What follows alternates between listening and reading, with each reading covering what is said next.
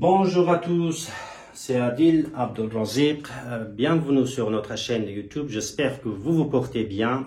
Nous travaillerons aujourd'hui sur le vocabulaire de sentiments. Comment on peut exprimer nos sentiments, comment on peut exprimer nos émotions en français. امروز ما می‌خوایم که در مورد احساسات ما در زبان فرانسه صحبت بکنیم که ما چگونه در زبان فرانسوی بتونیم احساسات خود را بیان بکنیم.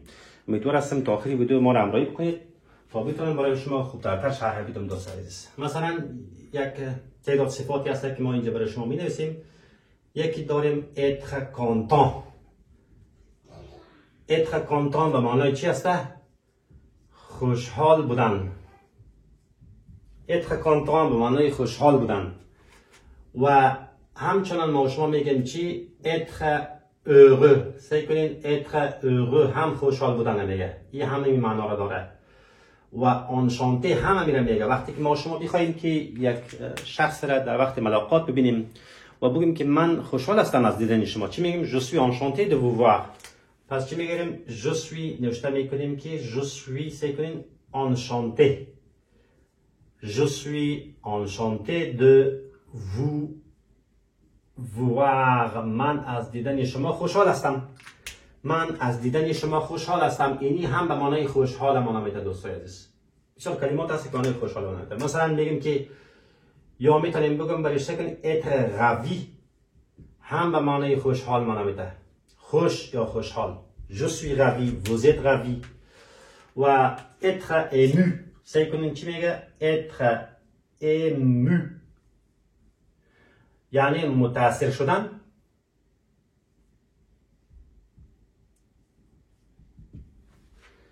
être ému متاثر شدن میگه دوستای عزیز. و خودی بی‌حوصله بودن چی میگه؟ سعی کنین être ennuyé. être ennuyé یعنی بی‌حوصله بودن. این به معنی چه واسه خوشحال بودن. چیزی که به فعل صرف میشه یعنی گردان میشه ما ترجمهش بودن میگیریم دوستان. خب یعنی هم متاثر بودن یا متاثر شدن نوشته کردیم. خیلی باشه متاثر بودن دوستان. دیگه ما شما داریم مثلا être honteux یعنی شرمنده بودن. یک نفر شرمنده است چی میگیم؟ il est honteux. او شرمنده است، شرمندوک است چی میگیم؟ il est honteux. اگر مؤنث باشه honteuse میشه. یعنی قسمتش به پسوند چی تبدیل میشه؟ به این پسوند تبدیل میشه. قبلا شما خوانده بودیم که il est honteux. پس چی میگیریم؟ میگیریم سه که مؤنث باشه قسم میگیم، مذکر باشه که میگیم il est honteux. این مذکر شد. و یا مؤنث سعی کنین elle est honteuse. او زن شرمنده هست، او مرد شرمنده هست. یا میتونه بیانی احساسات ما شما توصیف بتونیم احساسات خود را بیان بکنیم. être triste سعی کنین میگیریم چی؟ être triste غمگین بودن. غمگین بودن. غمگین بودن être triste میگه برایشان. یا مثلا سعی کنین être étonné متعجب بودن میگه. être étonné متعجب بودن. je suis étonné, vous êtes étonné. شما فقط کار را که میکنین فعلای être صرف میکنین، گردان میکنین. دیگه کدام چیز نداریم. اینو وکابلری یا ذخایر لغاتی هست که در ارتباط به احساسات ما شماست که میخوایم که احساسات خود را بیان بکنیم در زبان فرانسوی. ما از این کلمات استفاده میکنیم در صورتی که مثلا خوشحال باشیم یا غمگین باشیم. ما بقیه کلمات هم برای شما چی میکنیم؟ دوست عزیز مینویسیم. être amoureux چی میگم؟ être amoureux یعنی عاشق بودن. و میتونیم بگیم سعی کنیم être دیگه چی هست؟ être déçu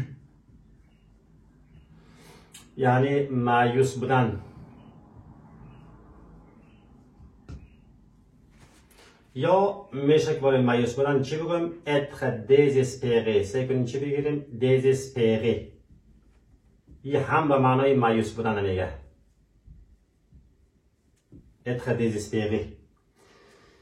و خود avoir سعی کنین avoir peur چی رو میگه؟ ترس داشتن یا هراس داشتن. ترس داشتن.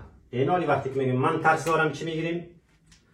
j'ai peur. اینی رو صرف میکنیم چی میگیریم؟ من ترس دارم. j'ai peur. من ترس دارم. نمیتونیم je suis peur بگیم. اما این تا چیزی داریم برای être اگر بگیریم سعی کنین بازی قسم میگیم. برای être اگر بگیم être peureux. اینجا ترسو معنا میده. چه میده؟ کسی که ترسو باشه، بزدل باشه، ترسو باشه. این میگه être peureux. je suis peureux. اینا با فعل être صرف میکنیم. پیشتر با فعل avoir بود ترس داشتن نمیگفت. اما اینا با فعل être میگیم. je suis سعی کنین je suis peureux. که خلاف از چی میشه در حقیقت courageux دوستای عزیز. یعنی شجاع بودن. این که است چی معنا میده در حقیقت؟ ای ترسو است و این چی است؟ شجاع است. شجاع است. و میتونیم بگیم سعی کنیم در اینجا ترس داشتن. دیگه چی میگم؟ être craintif. craintif که مؤنث از چی میشه دوستای عزیز؟ شما میفهمید که مؤنث از اینجا این قسم میگیریم. craintif میشه مؤنث که یعنی یا به معنای ترسو معنا میده. کسی که ترس میخوره، بزدل است، ترس میخوره دوستای عزیز. که برای ترس داشتن ما شما میگیم. یا avoir سعی کنیم دوستای عزیز چی میگیریم؟ avoir honte. یعنی شرم داشتن، یعنی شرم داشتن. کسی که شرم داره پس چه قسم صرف میکنیم؟ j'ai honte. من شرم دارم میگیم چی میگیریم؟ j'ai honte de vous parler. من شرم دارم با شما صحبت بکنم. پس خود از چی هست؟ قسم هست. و خود se mettre en colère چی رو میگه؟ به معنای وام قهر کردن یا fâché. سعی کنین être fâché یعنی قهر کردن. être fâché قهر کردن. یا se fâcher چی هست؟ در حقیقت خود فعلش هست. se fâcher یعنی چی هست؟ یم قهر کردن هست. être fâché قهر بودن. ببخشید این بودن هست و قهر کردن. se fâcher یا se mettre en colère. سعی کنین چی میگه؟ se mettre سعی کنین se mettre en colère یعنی یم معنی چی میده؟ قهر کردن دوست عزیز. قهر کردن هست. و دیگه چی هست؟ être terrifié. terrifié به معنای وحشت زده. وحشت زده بودن. مثلا جمله استفاده بکنم بگم که une explosion qui s'est perpétrée à l'entrée de l'aéroport de Kaboul. Tout le monde a été terrifié. وقتی که انفجار در دروازه میدان هوایی به وقوع پیوست همه مردم چی بودن؟ وحشت زده بودن. vous êtes terrifié. مثلا شما وحشت زده هستین. شما اینو میتونید که چی میکنید. اما اینه که شما بخواید در جمله استفاده بکنید هم آسان است دوستای عزیز. من قهر میکنم. سعی کنید قهر کرد. گذشته یا حال هر زمانی که شما میخواید چی میکنید. سعی کنید je me mets en colère. en colère من قهر میکنم. در این قسم ما شما میتونید که صرف بکنید میره. اینا ما être furieux داریم، être irrité داریم. اینا رو هم برای شما مینویسیم دوستان. être furieux هم عصبانی بودن میگه. چی میگه؟ عصبانی بودن. چی میگه؟ être سعی کنین être furieux که مؤنث چی میشه؟ شما میفهمید که furieuse میاد. این قسمت ازی پسوند ازی چی میشه؟ به این قسم تبدیل میشه. furieuse یعنی مؤنث اگر باشه. یعنی مؤنث چی میشه؟ عصبانی بودن. چی معنی میشه؟ عصبانی بودن. یک نفر عصبانی است و این کلمه را به کار میبره. je suis furieux من عصبانی هستم. یا je suis étonné هم regretter چرا میگه؟ regretter هم به معنای پشیمان شدن. je regrette پشیمان هستم مثلا repenti.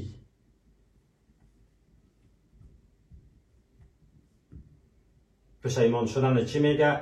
regretter پشیمان شدن میگه. و خود شما میفهمین که être fier یا être fier برای مؤنثش اگه استفاده بکنیم être fier یعنی مفتخر بودن به چیزی که افتخار می داشته باشیم دوستای عزیز. je suis fier من افتخار دارم که این تاکسی می مفتخر هستم. و مثلا داریم دیگه être gêné از شدن یا avoir peur و گفتم برای شما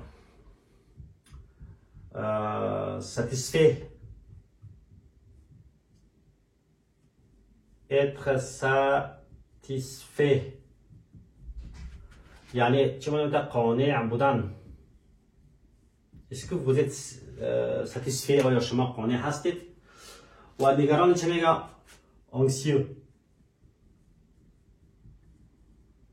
anxieuse مؤنثش میشه نگران معلومتا نگران. شما میتونید که اینا رو به فعل شما چگونه صرف کنید دوستان. یا effrayé هم وحشت زده رو میگه. چی میگه؟ effrayé این هم به معنای وحشت زده. effrayé, anxieux, être satisfait, être fier, regretter, être furieux. و inquiet مثلا سعی کنین être inquiet مشوش بودن کسی که تشویش داره. je suis inquiet یعنی مشوش بودن دوستای عزیز. مشوش بودن je suis inquiet. اگر بگم من تشویش دارم چی میگیم؟ je m'inquiète میشه s'inquiéter خیلی فعلش هستم و در حساب چی که بگم صفت که بگم être inquiet je suis inquiet من مشوش هستم. شما فقط اینی رو صرف میکنین فعل être صرف کردن میرین دوستای عزیز.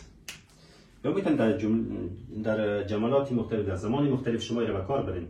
affligé مثلا اندوهگین منامتا چه میگه؟ affligé affligé اندوهگین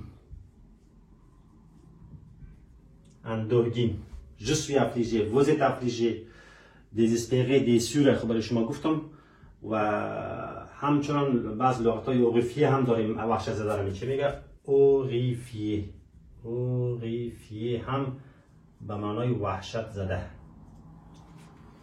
اوریفیه سورپری. دوستان عزیز دیگه داریم ما شما لغت‌های از قبیل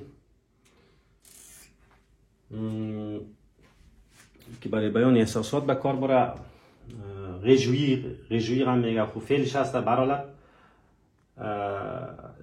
sidéré چی میگیریم؟ être sidéré به معنای گیج یا مات و مبهوت. دوستان عزیز اینا هم بود وکابولر یا ذخایر لغاتی در مورد احساسات. وقتی ما بخوایم در زبان فرانسوی احساسات خود بیان بکنیم از استفاده بکنیم.